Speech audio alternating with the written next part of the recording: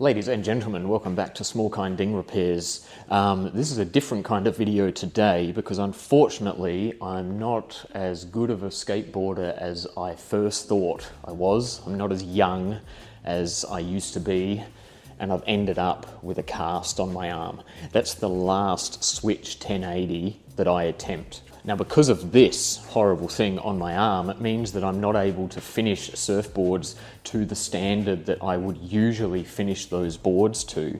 So I'm having to come up with a new standard. Well, I've spoken about the Instagram standard a few times on this channel, and that's the standard I try to finish my work to. So the premise of the Instagram standard is that if I wouldn't be willing to put a photo of the finished product on Instagram, it's not good enough to return to the customer. That doesn't mean to say that I'm necessarily going to put a photo on Instagram, but the question is, would I? And if I wouldn't, then why? And if it's because the repair doesn't look neat, tidy, whatever it happens to be, then it's not good enough to ring the customer and say your board's ready for collection. Now, being the cripple that I now am, I'm gonna adopt a new standard. And this new standard, it's probably going to end up pricier for the customer, but apparently it's well worth the extra money. So the new standard that I'm going to adopt, I'm going to call it the New Zealand Road Repairs Standard. So in today's video, we're looking at this Creative Army board, and there are a couple of dings in it. We have a hole in the underside here by the stringer, and we have quite a nasty hole here on the rail. So normally we would sand, cut all this away, fill it with foam, skim it with micro balloons, paint it, glass it, finish it. But I'm just not able to do that at the moment because of my wrist. It's really difficult to actually pick up the surfboards to move it into the glassing room, say, and then back to the sanding room and get it back onto this rack as well. One-handed, I just risk damaging the board more. So this is going to be the first board that we do using the New Zealand Road Repairs Standard. And I'm excited for the increase in my paycheck, and I'm excited to see the final result.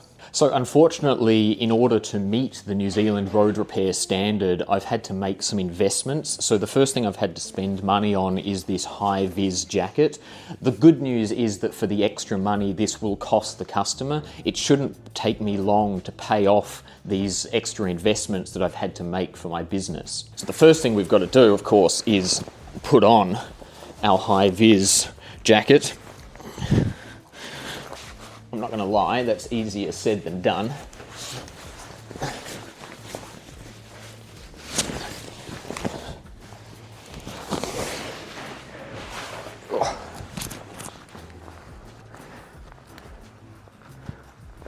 Oh my God, I can't actually get my hand through the cuff of the sleeve, so this job may end up taking a few days longer because I really am one-handed. I can't even hold anything in place while I do something with my other hand.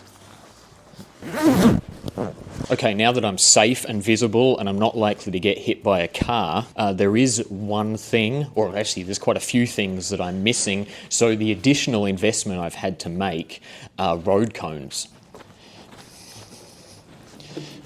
Now, New Zealand is renowned for using an absurd amount of road cones on their road repairs, so I'm trying to meet their standard, so I've had to invest in a lot of road cones.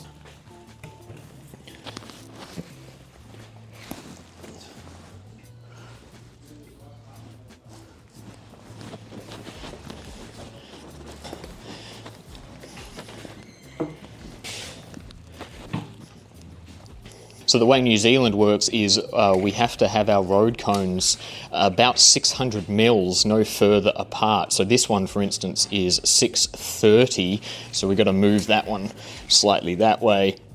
Yeah, that's well within regulation now. But now I'm worried that this one, oh no, that's within as well. That's 570, so that's good. I'm a little worried about the one up here on the door. So that's 1500. So it is far too far away. So what I'm probably going to have to do is invest in more road cones to fill the gaps between this cone and that cone. And then we have one more down here and that is bang on, oh, that's more like 580. So that one's within regulations. So we just need one more road cone to fill in this gap here.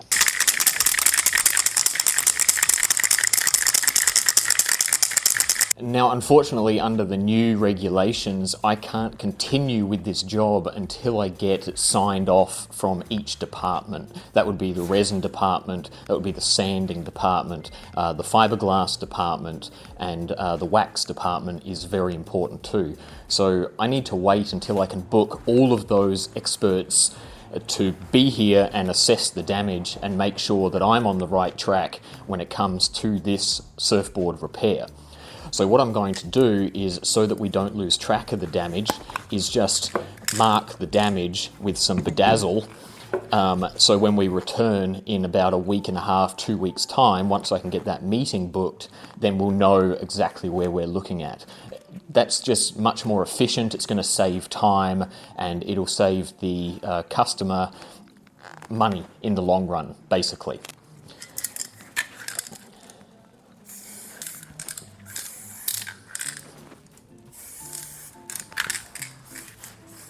Okay, so that's today's jobbed.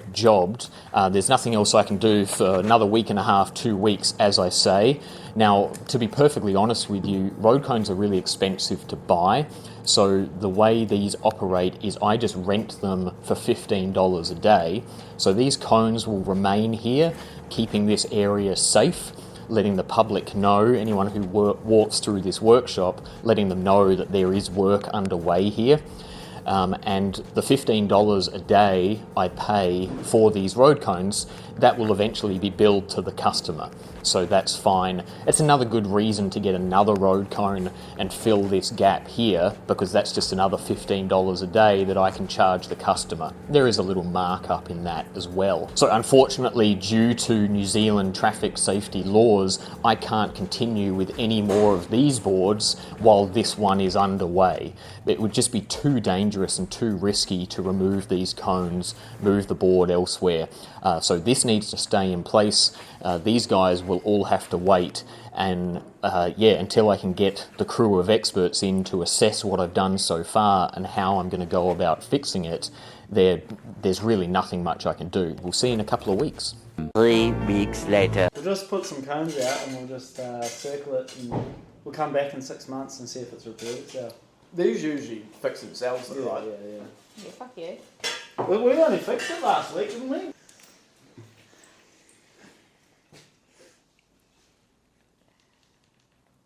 It's a nice space. I don't even own that. Yeah, it's good, eh? Yeah. It's real good for like. Leaning. Yeah, you can like. Mostly. Yeah, you can. Well, Yeah. yeah, like this, pretty much. Go like that, and it's good height. Good like, height. Yeah, this one I find a little bit short. it's too short. So usually you go like stop, go. Yeah, No, yeah. go like That's fucking- yeah. It's like that, but it's this. Apparently, this is for like digging shit. So what is the plan to fix it? Eventually. Yeah. Should we just get Yeah. some wax and shove it in there and fucking? Well, that's kind of the plan. So we're basically going to take some wax and we're going to shove it in there and then compress it with the Spade. the spade. Thank you. I forgot the name of it for a second.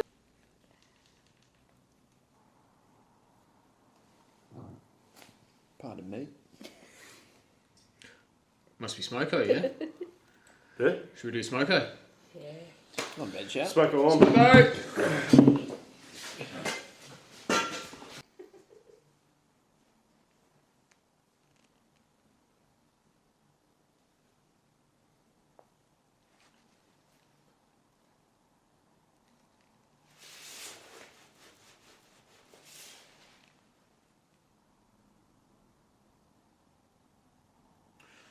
Should probably get back to work. I'll give it another 20. Any of you boys got a vape? Yeah, mate. Tuck in.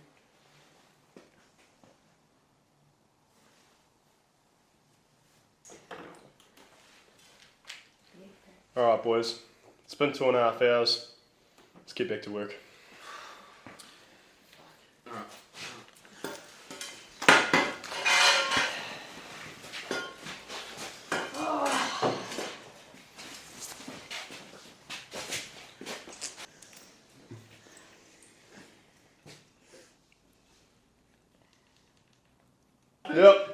Coming.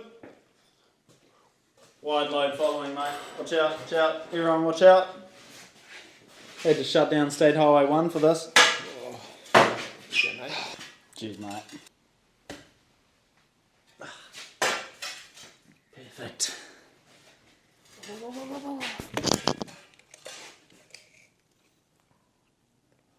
Get in there, mate.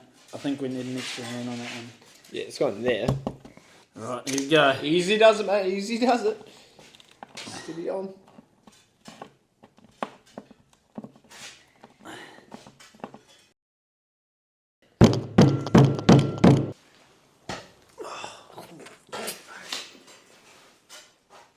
That's the one. Perfect size.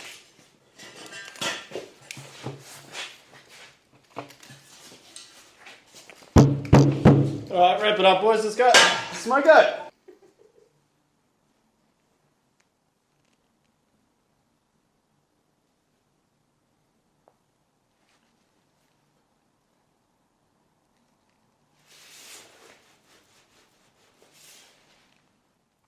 And that's it, guys. Jobbed under the new New Zealand roadworkers standard.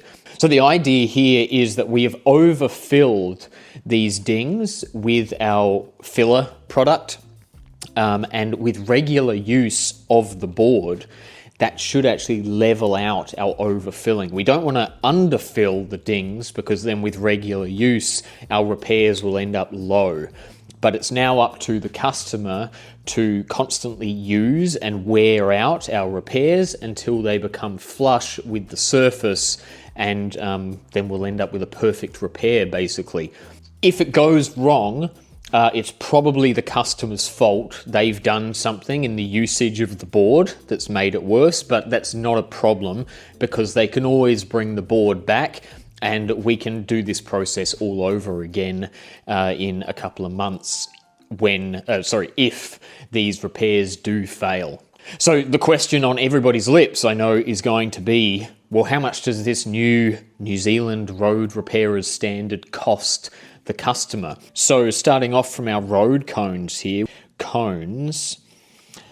so these are $15 a day rental from the company we rent them from. So that's going to be 15. And then this repair has taken 35 days. So we're going to times that by 35. So that would be $525 for one road cone.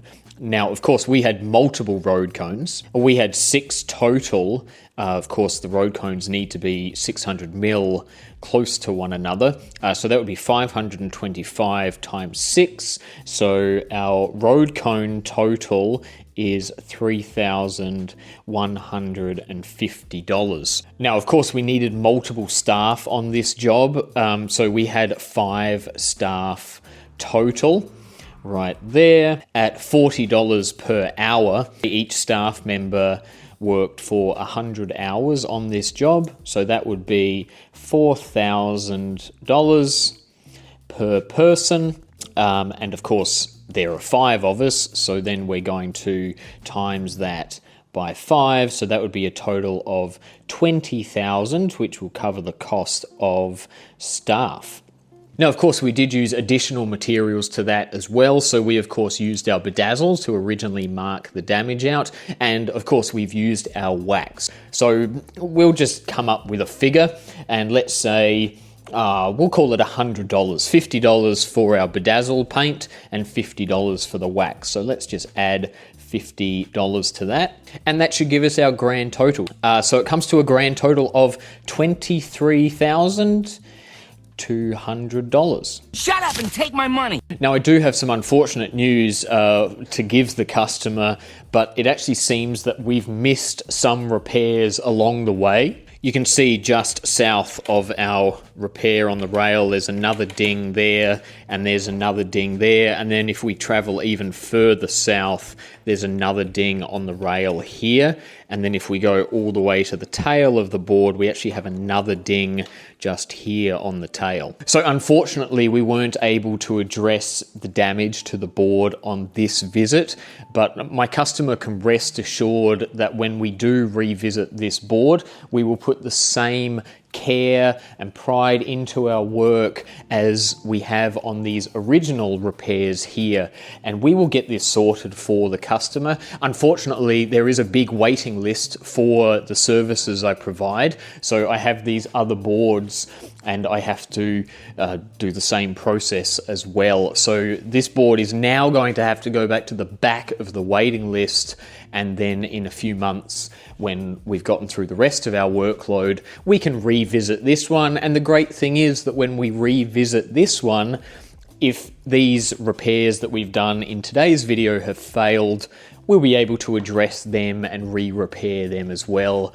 for a small cost. And so that's it, guys. That is the New Zealand roadworkers standard that I will be adopting here at Small Kind Dings until I can get my arm out of this cast. And in all honesty, looking at the money that I'm owed from this one job alone, keeping in mind I still have all these other jobs waiting and more jobs next door waiting, I may keep this standard up. This may be a much better standard to use than my traditional Instagram standard, and being able to still have this level of pride in the work that I conduct and care. And when I see this board out there on the beach and I'm with my family, I can proudly say, hey, I fixed that board. I fixed the hole in that board.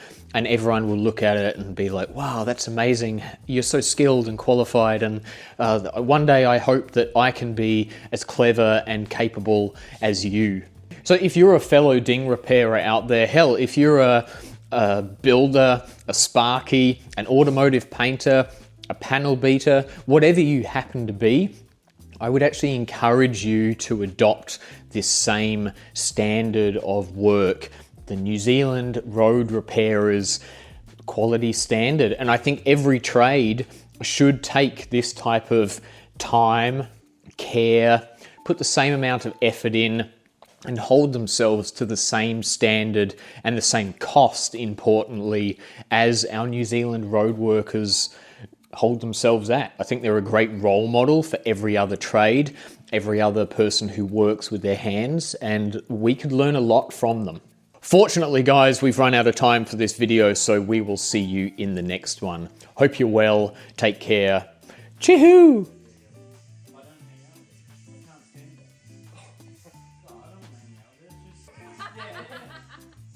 Yeah, well, if you listen to the body today, it's called room ready. He's on about he's like, well, I'm room ready because I've been using wet wipes on my arsehole. I'm like, fuck, he's telling me my fucking room smells like shit or something. She's like, nah, it smells like fucking darts. And I was like, oh, fuck.